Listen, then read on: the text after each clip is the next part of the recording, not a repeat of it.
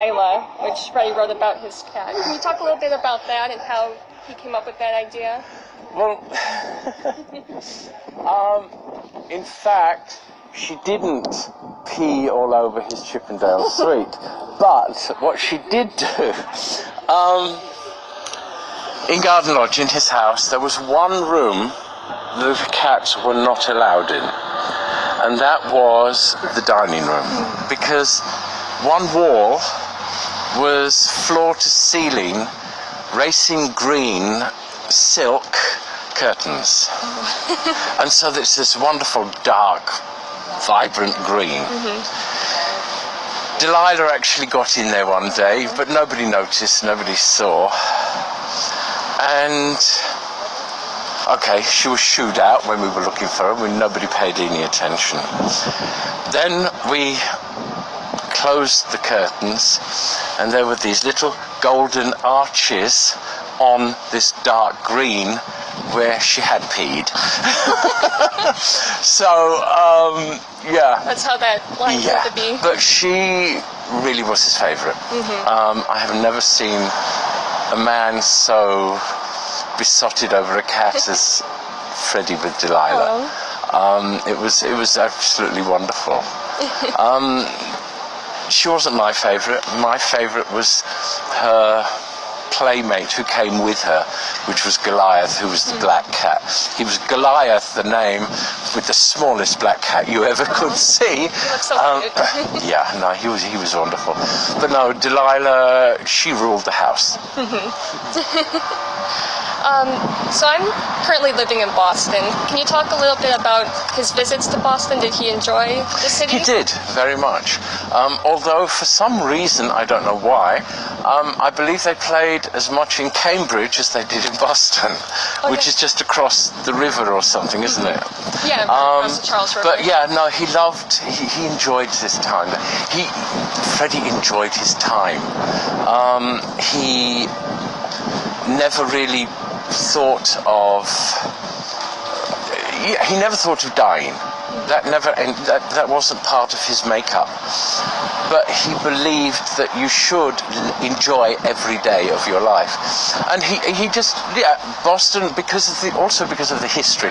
Freddie he was a real royalist, British. And of course with the Boston Tea Party, British tea. And he loved his tea. Right? Earl Grey, 2 sugars and a little bit of milk. Yes. Yeah, actually in Boston they call it a London fog. Yeah. Which Yeah. sometimes I get in the morning. Oh yeah, it's nice, it refreshes. Yeah. So a few Queen fans had some questions, so I'll just ask them really quickly.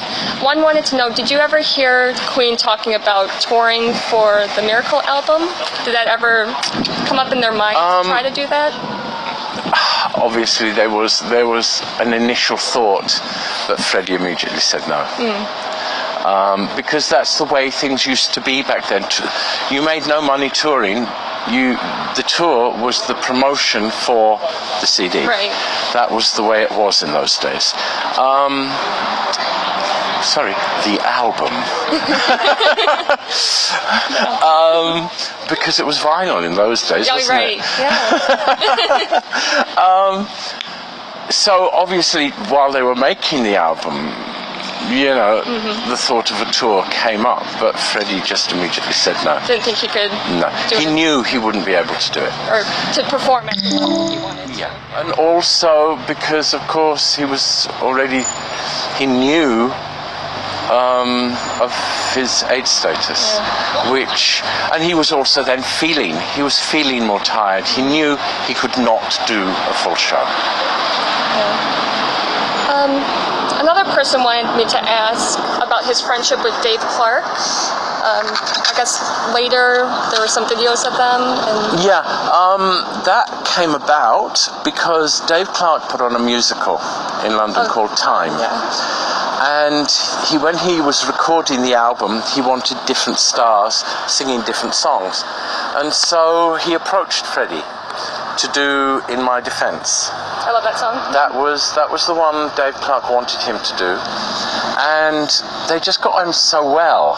They just gelled, and also because that's where Freddie met Mike Moran as well, and the three of them, it just worked so wonderfully. Then, while Freddie was doing In My Defense, he heard Time as well. He says, "Well, I could do a good job of this one. Let me do this one." And so Dave had already got In My Defense, and it was what he wanted. But he thought, okay, if he wants to try it, let him try it. And so Freddie did it, and that's the result. And they stayed friends from then on. That's great. So that was from, 1987, I think, onwards. That was it. That's great. What is your favorite Freddie moment, whether it be a personal experience or something you've seen him do? This is something that I said in another interview, and it's the truth. This is why I say it. For me, the best memories are of Freddie at home laughing. Like freely, without having to cover. Yeah, because you look at him in interviews, and if there's a smile coming, his top lip comes to cover his teeth, or his hand comes up. I wish he didn't. I thought he had a great smile. Yeah, but he hated his teeth. Yeah. He would not change it because he was scared it would change the resonance. But at home, he didn't have to care.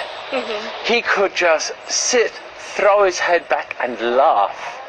And that's what I love. He had an amazing sense of humor. He enjoyed himself. He loved laughing. He wouldn't necessarily sit down to listen to someone telling jokes, but he would always find something funny in a situation. And that was wonderful. I moved... Is it rolling? It's rolling. Okay. I moved 14 years ago from England to the Czech Republic. Because it was not part of the European Union, and then a lot of B, C, D, E's and F's. But I love it there. I love it there. I don't spend so much time there because I'm here in Montreux maybe 6 times a year for different things. This year I go from now. I am in Italy 2 times. I'm in America again in December. I'm in the UK. I'm around, and believe it or not, it's almost all to do with Freddie. He is alive. You know, I said he's been gone 24 years, but he isn't. He is still here with every one of us. You're teaching in Czech Republic? No, basically what I'm doing in the Czech Republic is working with a young man who has created a project, the Titanic Freddie AIDS project, and it makes a comparison for school children, sort of between the ages of 13 and 17, whose sexual life is just starting, creates the comparison between the Titanic, this massive, incredible ship that was destroyed by something that you could hardly see, and how Freddie Mercury, the biggest rock star in the world, was destroyed by something you can't see. And we do a sort of 45-minute session, and then I talk about how it destroyed Freddie in those last 4 years, and then give the chance for the students to ask questions. It's doing well. We've done, I don't know how many, 100 and something in different secondary schools around the Czech Republic, and others are lining up for more. So we're trying to fit that in amongst with everything else I'm doing. That sounds very interesting. Well, for me, the fact that an 18-year-old asked me to do this, that's the important thing for me. I mean, okay, he's not 18 anymore, he's older, but it works. The whole thing works.